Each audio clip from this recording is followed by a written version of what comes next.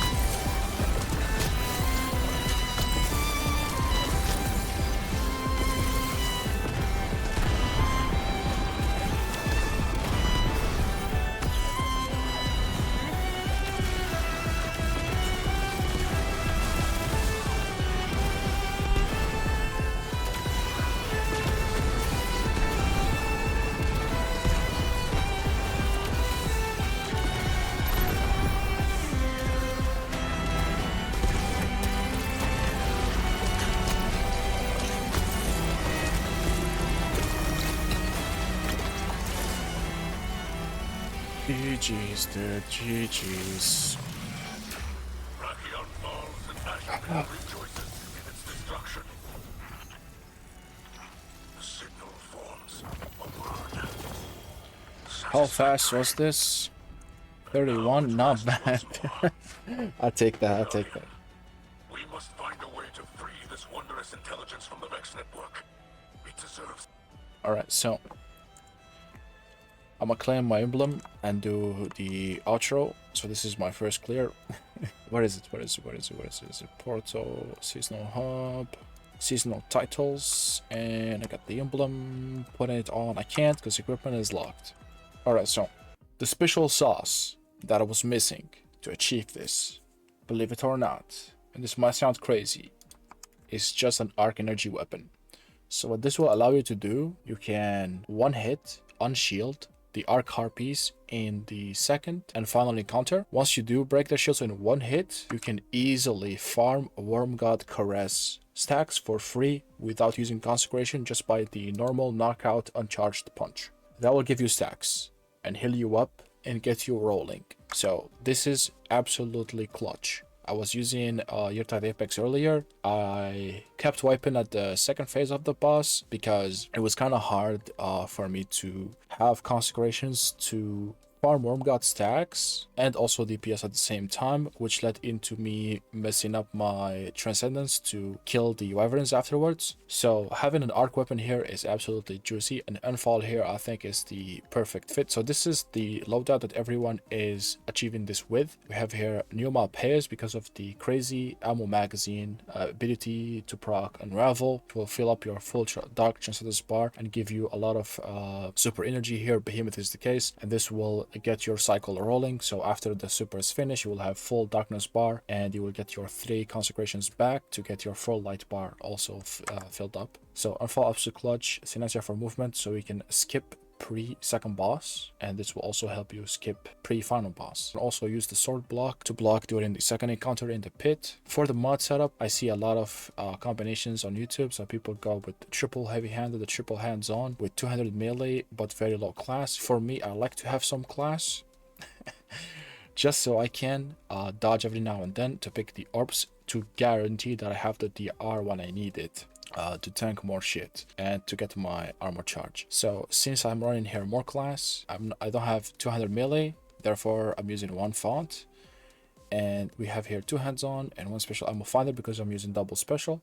Otherwise, if I was using a primary, I'd rock 2 hands-on and 1 super font, but it is what it is. For the resistance, I tried multiple combinations. The one I find fit the most is Solar, Void, and Melee. I tried Concussive, I tried others.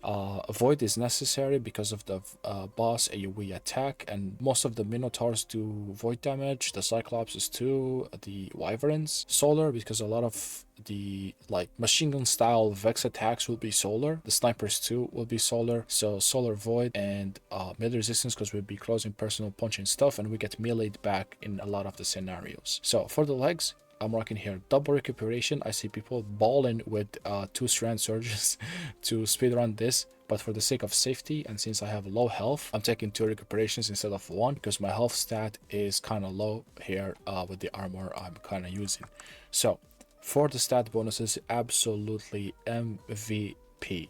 MVP is the smoke jumper. So you pick Orso Power, it will give you 3 seconds of increased damage resist. It's very noticeable. It will help you achieve this even easier. So on top of having the DR from Amplify from Knockout, the Frost Armor when picking Orso with Faster Purpose, you still need another layer of tankiness, and that will come from the Smoke Jumper 2 set. For the other 2 sets here, I'm rocking Bushido 2 set, but it's absolutely worthless. I would argue even use the one from Kepler, the one that gives you DR whenever you get kills with Pulse Rifle, or you can use, hear me out, the Trial set so you can heal on picking ammo, because more often I walk on ammo without noticing, and getting some heals from that would be very much appreciated. For the distribution, I see people running 200, 100, 110, and as high health as possible and as low weapons as possible. For me, I find to have slightly more than 100 super, slightly here in the class so I can dodge more often. I mean, I like this build. It could be better, it could be improved, but I like it. For the artifact, we have Catalyzed Darkness. So this is a sleeper pick. So stasis and strand debuffed targets take more solar damage from all sources. Must be non-bosses. During Transcendence, you throw the nade. Nade will suspend, and you can unravel also with new mob pass. So, and you can also apply slow with the Glacier Nade. So those enemies will take more solar damage from the wave of Consecration. So this makes super sense. And since everything here is very tanky, any damage help will be very appreciated. So this will help the Consecration damage on the Minotaurs and everything in between, the Cyclopses too. It will help it very nicely. For the other stuff, we have more suspending with Tangle Web, Shield Crush must have. We have here Frost Renewal. This helps a lot when you break your shield. It gives you like a second chance. It might freeze the enemy melee in you. This helps surviving if you're taking like hella melee damage from everywhere when consecrating. This helps a bunch. Then we have here the 2 elemental mods. So getting kills might make shards. Picking shards will give melee energy, and whenever you pick the shard, you get even more energy, I think, with refresh threads. We have this one to proc threadlings with new mob pairs in addition to unravel. And yeah, this is basically here for the artifact, the subclass, the mod setup, the armor sets for the weapon rolls on Elmfall, whatever, dude.